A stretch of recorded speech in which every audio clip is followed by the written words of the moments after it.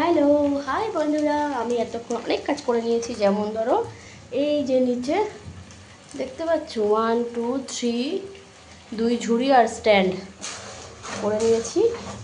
মানে বাসন মেজে নিয়েছি। কালকে পাস্তা করেছিলাম, রেখে দিয়েছিলাম। মাম্মামে এখন ওই পাস্তাটা দিয়ে ওর মধ্যে বেশ কিছুটা চিজ দিয়ে চিজ পাস্তা করে দিলাম।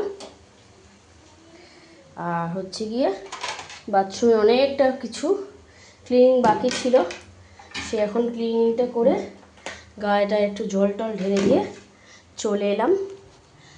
আর কালকে থেকে তো দাবা খেলানোর জন্য যে স্যার কথা বলা হয়েছে, উনি আসবেন আগামী দিন থেকে, স্যাটারডে 2রা আগস্ট থেকে স্যার আসবে। আর একটা না কি বলবো ভুলে যাচ্ছি, বাথরুমে আরও অনেক কিছু কাজ টাজ ছিল আর কি, সেই সব একটু পরিষ্কার টরিষ্কার করে টরে এলাম। স্ট্যান্ড নিয়ে উইদাউট স্ট্যান্ডে করছি।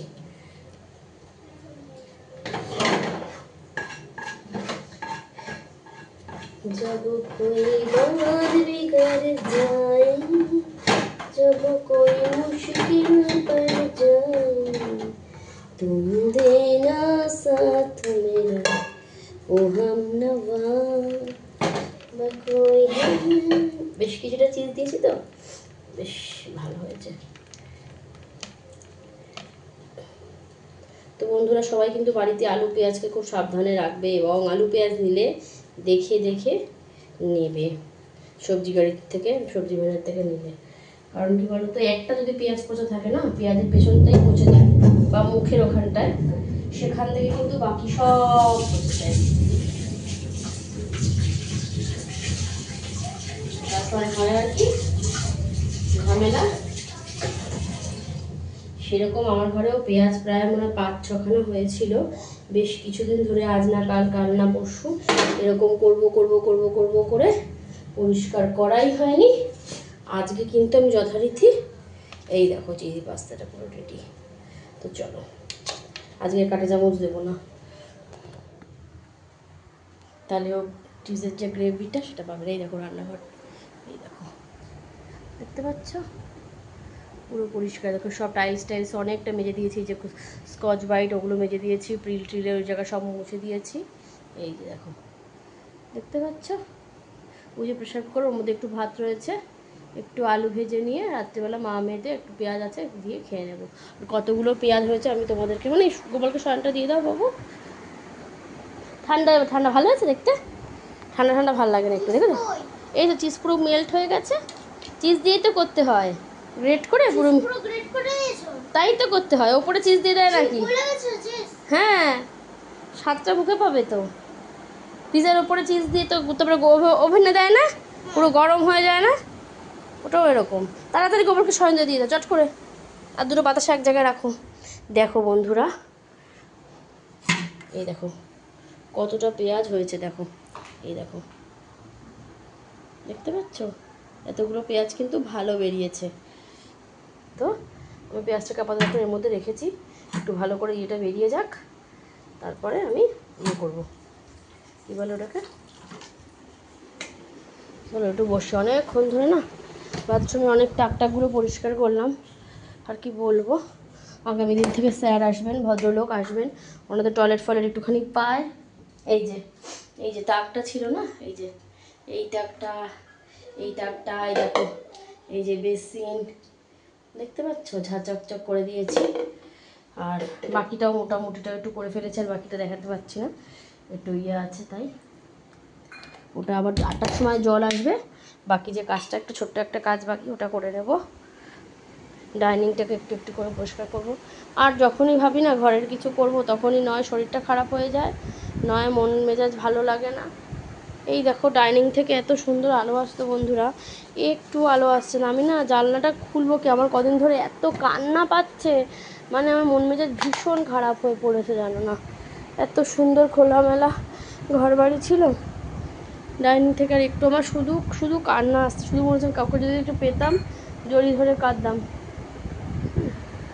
কাকে জড়িয়ে ধরে কাঁদবো, যাকে জড়িয়ে ধরে কাঁদবো সে তো খুবই অসুস্থ, মানে আমার মা, তাকে তো জড়িয়ে ধরে কাঁদা যাবে না। তবে আমার মন মেজাজটা বন্ধুরা একদমই ভালো নেই, ওই ভিডিও দিতে হচ্ছে, তাই একটু একটু করে দিই উল্টো পাল্টা যেমন যখন পারি। জীবনে যদি ওকে বাঁচতে হয় সমস্যার সম্মুখীন হয়েও, তাহলে আমি ঠিক দুজন মানুষের জন্য একটু ঠাকুরের কাছে বলি যে আমাকে কদিন তুমি একটু সুস্থ রাখো। করো করো, তুমি রং করছো, তুমি রং করো। খাবে না?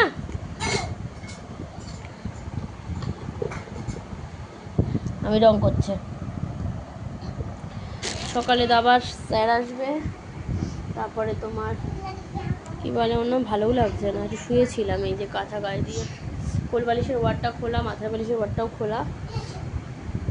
ওই কাপড় মাথার বালিশটা তো খারাপ হয়ে যাবে, ওয়ারটা তো যদি আমার মাথার বালিশের ওয়ারে মানে পিলো কভার না লাগিয়ে যদি আমি ইউজ করি না, মাসের পর মাস আমার মাথা থেকে একটু কোনো রকম নোংরা বা কিছু আছে কি না সে মাথায় বলতে পারবে, কোনো রকম কিছু কিন্তু আমার ওই কভারে তেল চিট পড়ে না। আমার মেয়ের কভারেই মানে পিলো কভারের যা অবস্থা, তাতে করে ওর মানে ও ভাষায় আর বলার না, ও যে কী করে আর কি। হ্যাঁ, তো চলো মামামের পাস্তাটা একটু দেখে নাও কি সুন্দর হয়েছে। এই দেখো, দেখতে পাচ্ছ তোমরা, চিজি চিজি চিজি পাস্তা। এই দেখো বন্ধুরা, এই দেখো ভালো করে খেয়ে নেবে মাম্মাম।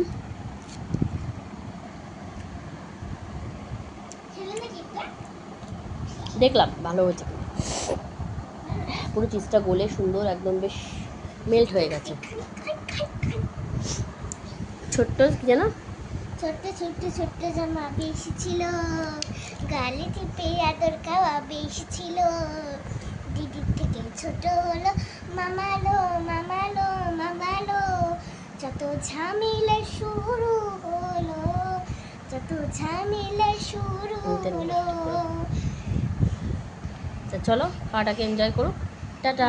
টাটা। একটু মুখে দিয়ে বলো কেমন হয়েছে,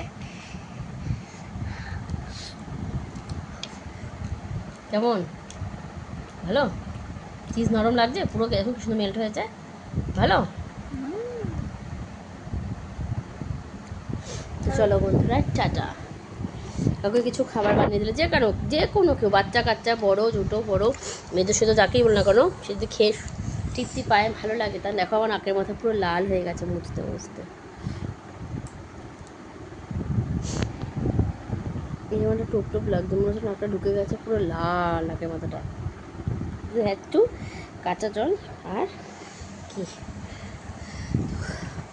8টা নাগাদ একবার জল দেবে টাইমের, দেখা যাক কি হয়। তো চলো টাটা।